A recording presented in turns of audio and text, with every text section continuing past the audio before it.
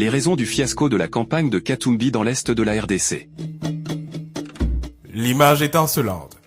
Et l'équipe de campagne de l'ancien gouverneur du Katanga, habituée à choisir minutieusement ce qu'elle montre au grand public via ses réseaux sociaux, allant parfois jusqu'aux retouches et montages, ne pourra pas tout gommer. À Goma, les rues sont d'abord vides à l'arrivée de Moïse Katumbi ce 24 novembre. Le terrain Afia cherche également la foule lorsque le candidat présidentiel prend la parole. Katumbi est là-bas, en train de faire son meeting. Le stade est quasi vide. Le lendemain, à Kamitunga, l'équipe de campagne de Moïse Katumbi tente de faire croire à un succès via des images une fois de plus retouchées. Mais la réalité les rattrape. Image du candidat Moïse Katumbi à Kamitunga. Fiasco moko makasi. Ni Beni et encore moins Butembo ne viendront changer la donne.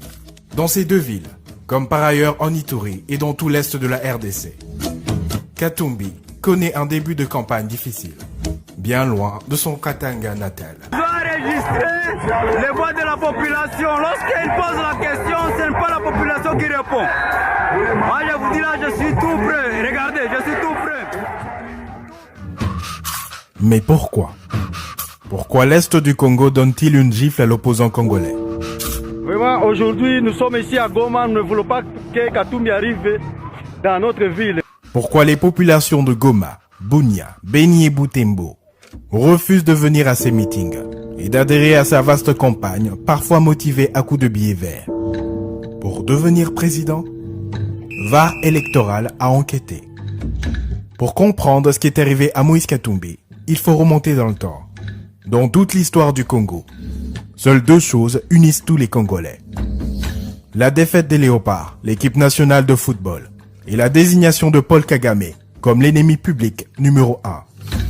Si la première assertion n'est pas très définitive, malheur à celui qui osera s'afficher aux côtés du président rwandais. En effet, 2 décennies après l'arrivée au pouvoir de la coalition de la FDL et les plusieurs tentatives d'agression, le Rwanda incarne toujours, et a raison, l'image du traître, celui de l'agresseur du Congo. Ainsi, s'afficher de l'autre côté de la frontière du Nord Kivu est un crime de lèse-majesté en RDC. Malheureusement, Moïse Katumbi, l'hyper-candidat présidentiel, a eu la bonne mauvaise idée d'aller voir du côté de Kigali, dans sa quête pour devenir président de la RDC à tout prix. Tout commence en avril 2018. Katumbi est alors invité par la fondation Mohamed Ibrahim pour participer à une conférence sur la bonne gouvernance à Kigali. C'est depuis Kigali, allié traditionnel des Kabila, père et fils, que Moïse Katumbi a défié le chef de l'État congolais. L'opposant se trouvait dans la capitale rwandaise ce week-end pour la remise du prix Mo Ibrahim sur la bonne gouvernance. Lui qui est en exil depuis 2 ans, il menaçait de ne pas pouvoir se présenter pour des problèmes de nationalité, a déclaré que le président Kabila ne lui faisait pas peur. Ce vendredi-là, 18 avril 2018, devant les caméras, Paul Kagame, le président du Rwanda, et Moïse Katumbi, alors farouche opposant de Joseph Kabila, sont filmés dans un flirt dérangeant, aux côtés de Mohamed Ibrahim, le milliardaire à la base de cette conférence, qui jouera en réalité l'intermédiaire entre l'opposant congolais et le président rwandais. Was supposed to be main supporter, main candidate for. Where is Katumbi? Okay. You are not allowed to go back to the country, correct? Okay. And do you have anything to add what the president said? I mean, is there any hope for a reasonable election in your country? I think I don't have anything to add at the moment. I think the president has said everything. Okay. Thank you. He's going to be a good politician, this guy.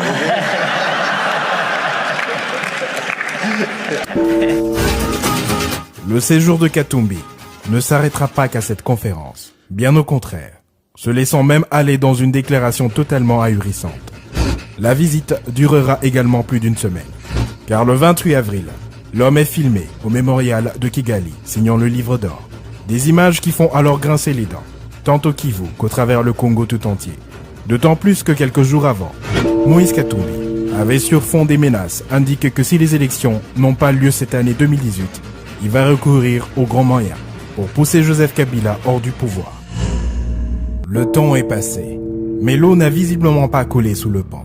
Ce séjour à Kigali scellera une alliance longtemps dénoncée entre Moïse Katumbi et Paul Kagame. Cette alliance sera symbolisée par l'activisme étrange de Paul Kagame, visant à empêcher la publication des résultats des élections, déclarant Félix Tshisekedi, président en 2018. Rappelez-vous, le président rwandais avait proposé de surseoir à la publication des résultats, le temps qu'il envoie une mission au nom de l'Union africaine à Kinshasa. Bref, plus récemment, Moïse Katumbi ayant sans doute cru que les Congolais, surtout ceux de l'Est du pays, allaient oublier son escapade dans les mains de Kagame, c'est à nouveau illustré dans une attitude étrange, et même complice vis-à-vis de Kigali. En effet, alors que Paul Kagame et son armée agressaient et endayaient à nouveau l'Est du Congo, Moïse Katumbi observait tantôt un silence ambigu, tantôt employait une langue de bois digne de faire passer Lambert Mende pour un saint. Sa toute première sortie à ce sujet date du 21 mai dernier, où il s'est fendu d'un tweet peu clair. Jamais la guerre n'apporte de solution. Face à la nouvelle épreuve que nous traversons, soyons tous unis. Tout mon soutien va aux FARDC qui se battent avec courage face au M23. Le sort des milliers de nos compatriotes en détresse doit être notre toute première préoccupation. Il s'exprimera quelques mois plus tard, sur les plateaux de France 24. Là encore, au lieu de condamner clairement le Rwanda dans l'agression de notre pays, l'opposant emploiera à nouveau une langue de bois, franchement apprise de Kamitatu. Vous savez, moi, je ne suis pas quelqu'un qui pleure. Ça fait depuis 1998 que nous sommes en train de condamner les autres pays voisins. Il faudrait qu'on cesse de pleurer. Il faut que nous puissions agir. Pendant ce temps, Félix Tshisekedi, qui a commencé son mandat en tant qu'ami de Paul Kagame, le terminera en farouche ennemi, n'hésitant pas à dénoncer clairement Kigali. En dépit de ma bonne volonté et de la main tendue du peuple congolais pour la paix, certains de nos voisins n'ont trouvé mieux que de nous remercier par l'agression et le soutien des groupes armés terroristes qui ravagent l'Est de la République démocratique du Congo. C'est le cas actuellement du Rwanda. L'implication du Rwanda et sa responsabilité dans la tragédie que vivent mon pays et mes compatriotes des zones occupées par l'armée rwandaise et ses alliés du M23 ne sont plus discutables.